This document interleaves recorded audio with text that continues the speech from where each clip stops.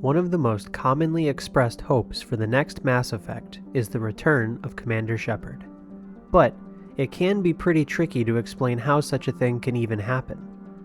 All but one of Mass Effect 3's endings make this idea nearly impossible to tackle, which has led to the creation of some wild theories that attempt to explain how Shepard could come back in another game.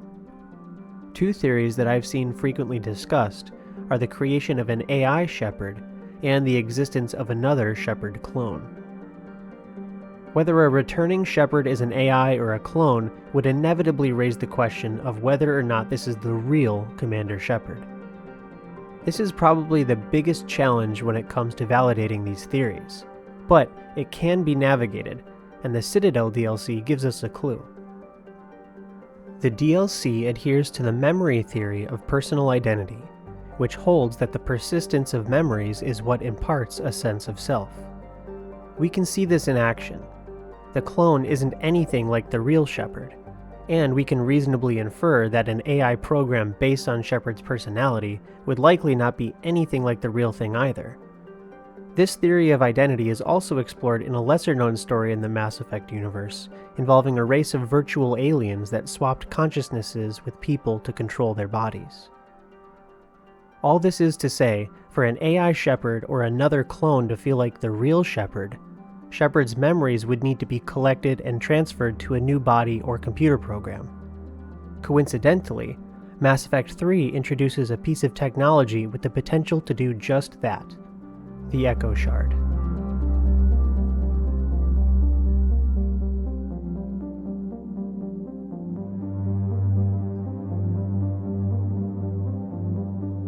In Mass Effect 3, Javik tells Shepard about the Echo Shard. It is a Prothean device that has been passed from soldier to soldier, each adding their memories to the shard so subsequent owners may view them. Javik states that he can see an early time in the Prothean cycle, before the Reapers attacked. So, this particular shard has been in use for quite a long time. The technology appears to function similarly to the Prothean beacons Shepard finds throughout the trilogy, but in miniature form and containing a more personal form of data, memories, as opposed to the warning messages of the beacons. The way Javik speaks about the shard implies that this technology was common in his time, but his is the only one we learn about, so it's probably safe to assume that none survived the Prothean War with the Reapers. What we know of the Echo Shard is that it stores memories of past owners. However, we can't be sure exactly how the memories work. We don't know if the user can select which memories to see, if they play all at once, or if they play in sequence each time the shard is activated. It appears to be activated by touch, flooding the user with memories and potentially locking them in until everything has been shown. It's possible that a user could stop viewing the memories of their own volition, if they had a strong enough willpower. In the case of Javik, Shepard has to knock the device from his hand to bring him back to the present moment. We also don't know how someone adds their memories to the Echo Shard. Like most Prothean tech that Shepard finds, it isn't easily understood and seems to interface specifically with Prothean DNA. Shepard is essentially Prothean after receiving the cipher in Mass Effect 1, so perhaps touch is all that is required to upload the user's memories into the Echo Shard. Things get particularly complicated if the memory transference process is selective. Can the user only choose a select few memories to add to the device? Or does it take every memory that the user experiences? Javik doesn't explain how this works, but is clearly confident that Shepard can figure it out on their own. There are two ways that the Echo Shard scene can play out in Mass Effect 3. Shepard can encourage Javik to relive the memories contained in the shard, which unfortunately brings up trauma from his past, and the consequences are severe. In the final goodbye to Shepard on Earth, Javik reveals his plans to end his life after visiting the graves of his former crew. As a parting gift, he gives the Echo Shard to Shepard, bidding them to add their memories to it so that future generations may study it and see how Shepard defeated the Reapers. Alternatively, Shepard can tell Javik not to reopen old wounds, which Javik takes to heart and resists looking into the Echo Shard. Later in the final goodbye on Earth, Javik reveals his plans to write a book with Liara about the Protheans and his excitement to see the galaxy in peacetime rather than torn by war. The fate of the Echo Shard is left open in this path, but we can presume Javik may still decide to pass it on to Shepard, if they survive the battle, or give it to Liara for study. Whichever option Shepard chooses, some interesting possibilities open up for the next Mass Effect.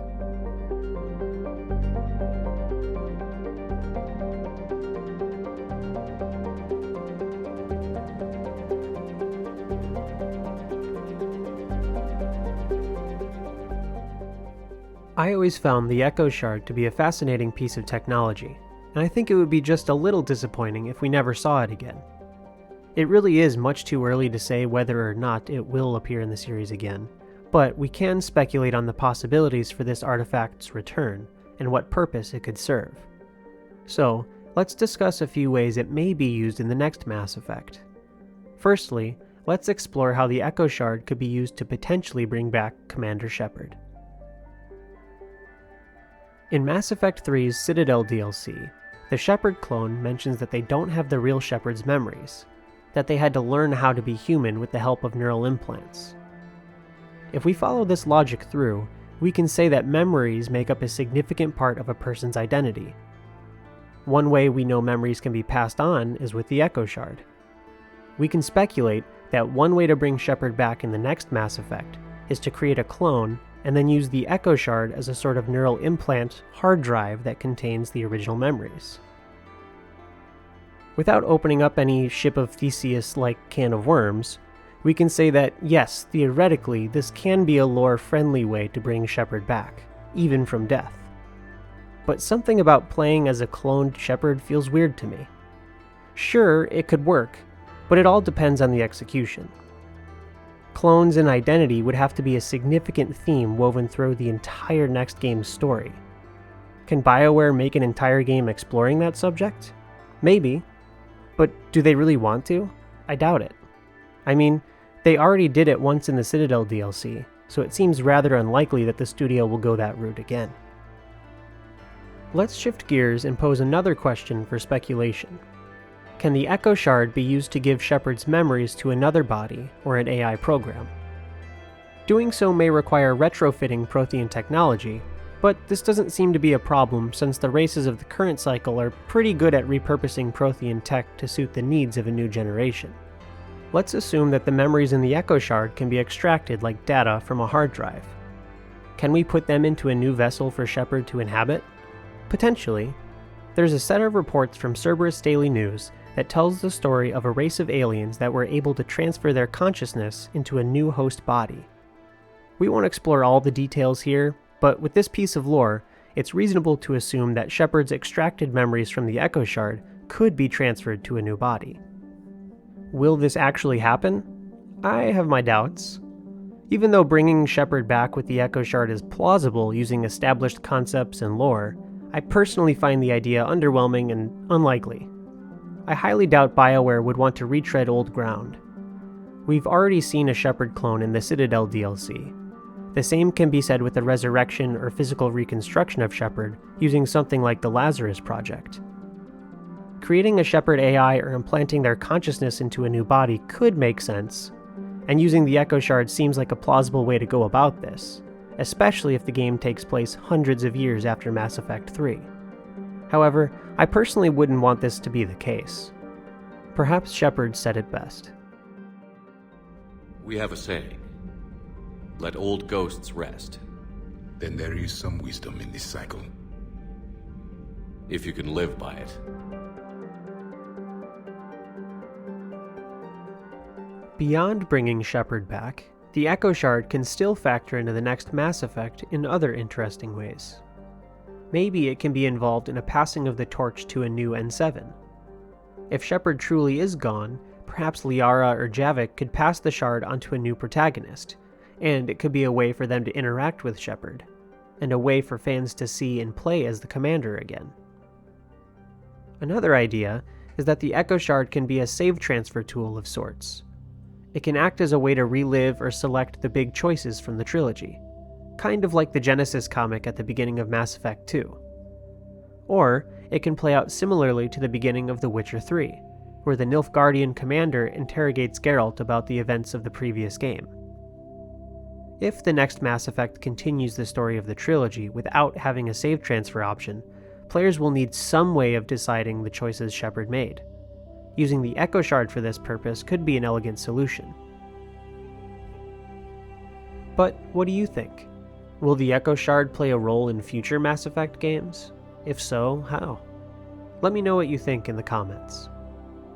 Thanks for watching, and if you liked this video, stay tuned for my other Mass Effect theories coming soon. I also have videos covering the Mass Effect Expanded Universe's many tie-in novels and comics, so check those out. Thanks again, and I'll see you in the next one.